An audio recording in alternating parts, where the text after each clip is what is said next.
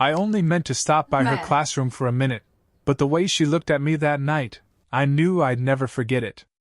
The building should have been silent at that hour, but the faint hum of the old heating system and the muted glow of a single lamp drew me in. I hadn't meant to linger on campus after the alumni event. I was just wandering, following the hallways I'd walked so many times before as a student.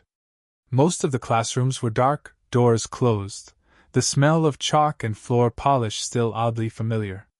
Then I noticed one door half open, a sliver of golden light cutting across the polished linoleum floor. Inside, she was there. My former teacher. She hadn't changed as much as I thought she would. Her hair, darker now with elegant streaks of silver, was pulled back loosely, a pair of reading glasses slipping low on her nose as she leaned over a stack of essays. She had the same calm presence I remembered, poised, self-contained, yet there was something different about her tonight. Something softer. Maybe it was the solitude, or maybe it was me, seeing her with older eyes than the boy I used to be. I tapped lightly on the doorframe. She looked up, and for a second, surprise widened her eyes before it melted into recognition. "You," she said, her voice warm, carrying that familiar balance of authority and gentleness. "I thought you disappeared into the world years ago." I laughed, suddenly aware of how much younger I must still seem to her, standing there in the doorway like I was waiting for permission to enter. "I guess I never really left. Some places don't let go of you that easily." She smiled, small, polite, but lingering. Then she pushed her glasses up and gestured to the chair beside her desk. "Well, don't just stand there. Come in. I was only keeping myself company." The classroom was the same yet different. The posters on the wall had faded, the desks were scratched with newer names, but the smell, paper, chalk, and her faint perfume, anchored me in place. Sitting across from her felt strange, like stepping into a memory that was alive again. We exchanged the usual words first: how long it had been, what I was doing now, how her years had flown by with one class after another. But even in those first few minutes, I noticed things I hadn't dared to notice before. The way her fingers moved delicately as she straightened the stack of papers. The way her laughter came slower but richer, carrying more weight than I remembered. The way her eyes, even when she glanced away, seemed to hold on to me just a little longer than necessary. Time slipped in that dimly lit room. I should have excused myself, but there was something magnetic in the quiet between us. I wasn't just visiting an old teacher.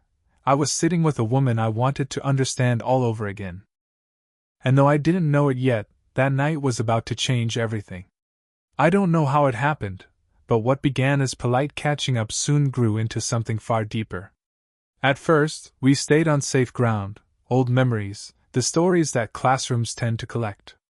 She told me about the students who made her laugh, the ones who tested her patience, and the ones she still worried about long after they'd gone. I listened, fascinated, because even her smallest stories carried weight when told in that low, thoughtful voice of hers. Then, almost without realizing it, we shifted into something more personal. She asked me about my life since graduation, and I found myself speaking more freely than I expected. Maybe it was the hour, maybe it was the intimacy of that quiet room, but my words carried more honesty than I usually let out.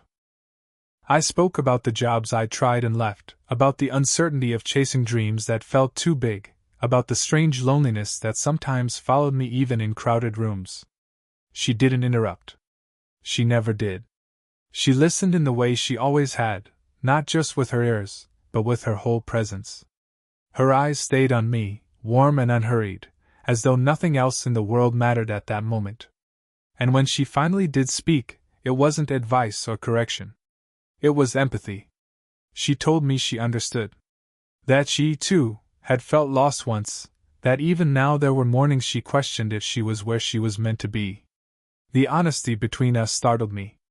She wasn't the untouchable figure at the front of a classroom anymore. She was a woman sharing pieces of herself in a way she probably didn't with many people. And that realization did something to me I couldn't quite name. It made me feel closer to her, drawn to the quiet vulnerability that slipped through her otherwise composed exterior. Somewhere in the middle of that exchange, she reached for the teapot on her desk, pouring the last of the lukewarm tea into 2 chipped mugs. When she handed one to me, our fingers brushed, just a light touch, but enough to send a spark of awareness through me. I wondered if she felt it too. We sat there, sipping tea that tasted faintly of jasmine, talking as though time didn't exist. The classroom had grown colder as the building settled into night, but the closeness between us kept the space warm. Her laughter came easily now, softer than before, and every time it filled the air, I found myself wanting to say something else just to hear it again. Minutes turned into an hour, and then another, though neither of us seemed to notice. The longer we spoke, the less it felt like teacher and former student. It was simply 2 people, stripped of titles, sharing stories either of us had expected to give away. And somewhere inside me, a quiet realization began to form. I didn't want this conversation to end. The longer we talked, the more the room seemed to shrink, as if the circle of light from her desk lamp was its own little world. Outside, the campus was silent. I imagined empty corridors stretching on in every direction, but here, in this classroom, there was still life, the low hum of the radiator, the faint scratch of her pen when she jotted a note in the margin of a paper, the steady rhythm of her breathing across the desk. I don't know what prompted me, but somewhere between her stories about her early years of teaching and the way she described her father's stubbornness, I found myself speaking more openly than I'd intended. Words slipped out of me that I hadn't planned to share. "I don't always know what I'm doing," I admitted, staring into the tea at the bottom of my mug. "Everyone talks about their 5-year plan, their next big move, and most days I feel like I'm still, drifting. Like I'm standing still while everyone else runs ahead." I regretted saying it the moment it left my mouth. But when I looked up, she wasn't judging. Her expression was soft, her eyes catching the light like warm glass. "You think that feeling ever goes away?" she asked gently, setting her pen aside. "It doesn't. Not completely." I frowned, uncertain if she was simply being kind. She must have seen the doubt in my face, because she leaned back in her chair, folding her hands loosely in her lap. "Do you know how many times I've questioned myself?" she went on. "Even after 20 years of teaching, I still wonder if I should have chosen differently. If I should have chased something bigger, braver. Some mornings I wake up and think, is this it?" Her honesty caught me off guard. Teachers, in my mind, had always seemed unshakable, firm, certain, endlessly patient. But here she was, revealing cracks in her own certainty. For the first time, I saw not the teacher, but the woman beneath. "You never showed that," I said quietly. She smiled faintly, tilting her head. "That's the trick, isn't it? You put on a steady face so the people depending on you don't see the storm inside." Her gaze lingered on mine, steady and searching. "But it doesn't mean the storm isn't there." A silence followed, but it wasn't empty. It pulsed with something unspoken, an understanding that passed between us without words. My chest felt tight, my throat dry. And then she did something small yet shattering. She reached across the desk and laid her hand lightly over mine. Her palm was warm, her touch gentle but deliberate, as though she was giving me permission to feel less alone. The pressure was subtle, just the weight of her fingers resting against my skin, yet it grounded me in a way I hadn't expected. "Drifting isn't the same as being lost," she said softly. "Sometimes it means you're just not meant to arrive yet." I swallowed hard, my pulse hammering at the sudden closeness. I didn't dare move. I didn't want her to let go. And for a moment, in that quiet classroom, I felt something I hadn't felt in a long time, understood. Her hand lingered over mine longer than it should have, and when she finally pulled away, the warmth remained like a ghost across my skin. I wanted to thank her, to say something meaningful in return, but the words tangled in my throat. Instead, I leaned back, exhaling a laugh to loosen the heaviness that had settled between us. "You know," I said, half teasing, "you were always more than a teacher. You were, I don't know, the only one who seemed to see me back then." She tilted her head, her lips curving faintly. "That's my job." "No," I insisted, smiling at her. "It was different with you. Everyone else saw grades, effort, or failure. But you saw the person underneath. You made me believe I wasn't just the mistakes I made. Her gaze flickered, softening as if my words had reached a place she didn't usually let people touch. She shook her head lightly, brushing a strand of hair behind her ear. Careful, she murmured, though her voice lacked firmness. You'll make me sentimental. I leaned forward, resting my elbows on the desk. Maybe you deserve to be. You've changed lives, you know. Mine included. For the briefest moment, she looked away, as if steadying herself. Then her eyes returned to mine, and I caught it, that glimmer of something that wasn't just gratitude. It was warmer, more fragile, as though she were caught between laughing and confessing something she couldn't quite say. You always did talk too much, she whispered, but there was no sharpness in it. Instead, she let out a laugh, soft, low, the kind that escapes before you can catch it. The sound filled the room, wrapping around me like velvet. Her cheeks colored faintly, and she pressed her fingertips to her lips as though to hide the smile threatening to spread further. If you keep talking like that, she said, the words slipping out almost like a secret, I'll never let you leave. The air shifted. I felt it instantly, the way silence pressed down after her words, how even the ticking clock on the wall seemed to pause. Her smile lingered, but her eyes betrayed her, wide, searching, as though she hadn't meant to let that truth slip out. I didn't move. I couldn't. My pulse hammered in my ears, but I held her gaze, afraid to break the moment. She exhaled slowly, her composure faltering for just an instant before she reached for her mug. The porcelain clinked faintly against the desk, her hand trembling almost imperceptibly. Ignore me, she said, her voice quieter now. It's late. I'm getting silly. But I didn't want to ignore it. I didn't want to let it pass as if it were nothing. That single sentence had changed everything. I leaned back in my chair, allowing the corner of my mouth to lift in the faintest smile. What if I don't want to leave? Her eyes flashed to mine, and for one suspended heartbeat, the space between us hummed with something undeniable. The words still hung in the air, shimmering between us, too heavy to brush aside and too dangerous to fully embrace. My chest tightened with the urge to press her, to ask if she truly meant it, but the flicker of caution in her eyes stopped me. She shifted in her chair, smoothing her skirt with both hands, a restless gesture that betrayed more than her carefully composed face ever would. I shouldn't have said that, she murmured, her tone wrapped in self-reproach. Sometimes the hour makes people say things they don't mean. But I could see it, the contradiction in her. Her lips curved in the faintest smile, the kind that betrayed affection, while her posture screamed restraint. It wasn't that she didn't mean it. It was that she wished she hadn't let herself say it aloud. I leaned forward slightly, resting my hands on the edge of her desk. It didn't sound like something you didn't mean.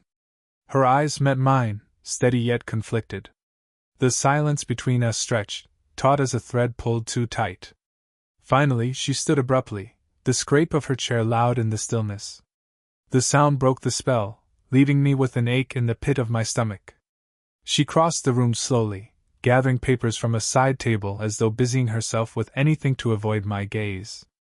Her movements were precise, almost rehearsed, each sheet stacked perfectly, her fingers smoothing over the edges as though control could be regained in the neatness of a pile of essays.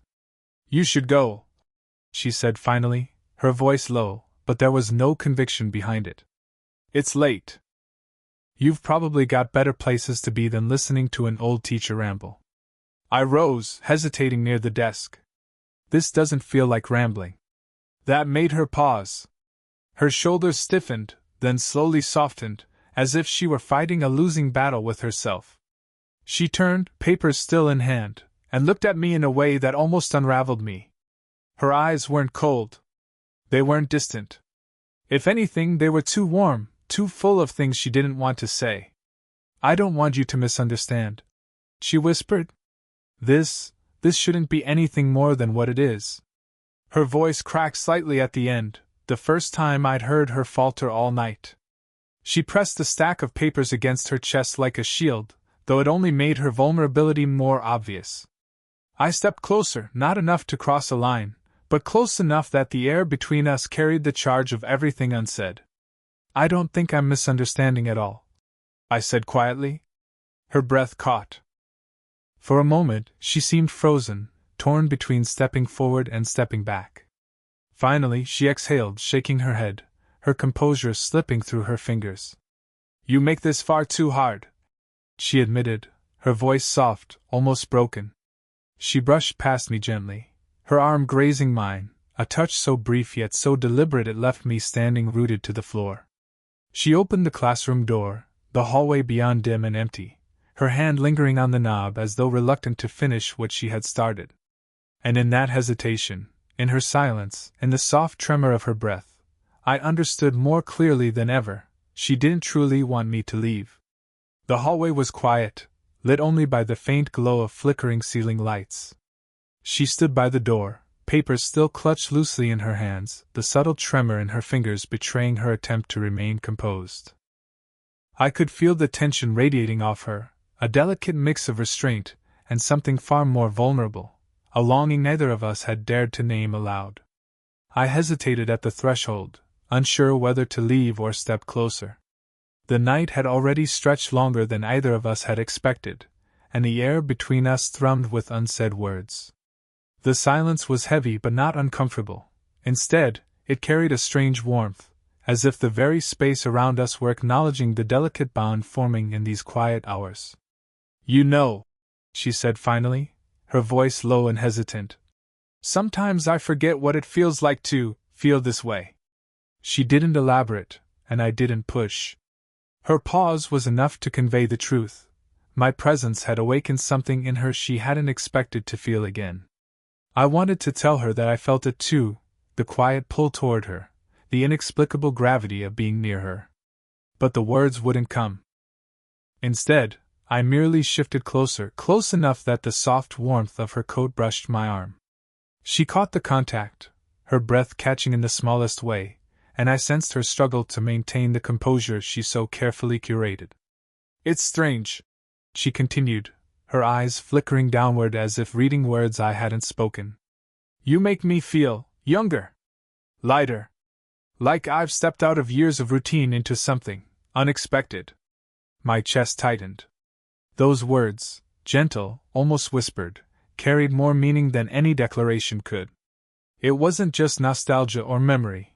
It was recognition of the bond we built over hours of conversation, shared vulnerability, and small, deliberate touches. I swallowed hard, taking a tentative step closer. She didn't move away, though her hand hovered near the doorframe as if ready to anchor herself. The hallway felt narrower, warmer, charged with a subtle electricity either of us could deny. You make it impossible to leave, I said softly, the words barely above a murmur, yet they lingered between us like a promise.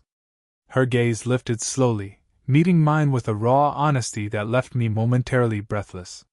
For the briefest instant, the world outside this hallway seemed to vanish. There was no teacher, no student, no rules, only two people standing on the edge of something fragile and inevitable. She exhaled, a slow, deliberate sound, her shoulders loosening slightly. Maybe some things aren't meant to be simple, she whispered, a small, almost imperceptible smile curving her lips. And in that doorway, suspended between what we were and what we longed to be, everything shifted. The hesitation, the restraint, the careful composure, it all gave way to a quiet acknowledgement that our connection had changed. We might not have spoken the words fully, but they were there, hovering, unspoken yet undeniable. She finally stepped back, her hand brushing the doorframe one last time, lingering far too long to be casual.